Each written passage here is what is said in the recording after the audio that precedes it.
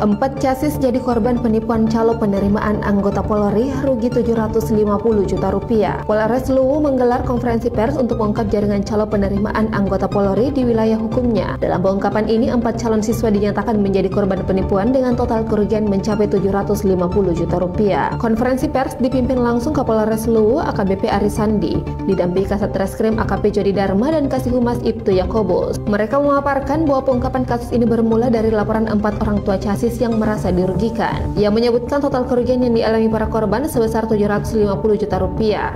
Dengan rincian 710 juta rupiah ditransfer dan 40 juta rupiah diserahkan langsung kepada pelaku. Dalam kasus ini 2 tersangka telah diamankan, yakni HA, seorang perempuan yang diduga menjadi aktor utama, dan MR, seorang pria yang mengaku sebagai perwira tinggi untuk meyakinkan para korban. Kasat Reskrim AKP Jody Dharma menjelaskan keempat korban adalah SC, EP, AD, dan ZM. Mereka dijanjikan kelulusan dengan membayar sejumlah uang sebagai mahar. Barang bukti yang berhasil disita antara lain 5 unit handphone, SIM card, slip transaksi pengiriman uang, surat tugas pengawasan rekrutmen Bintara Polri, daftar pengumuman akhir, pembungkus SIM card, serta foto chassis yang memegang tulisan. Ia juga menambahkan bahwa tidak menutup kemungkinan jumlah korban lebih dari 4 orang karena penyidikan masih terus dikembangkan.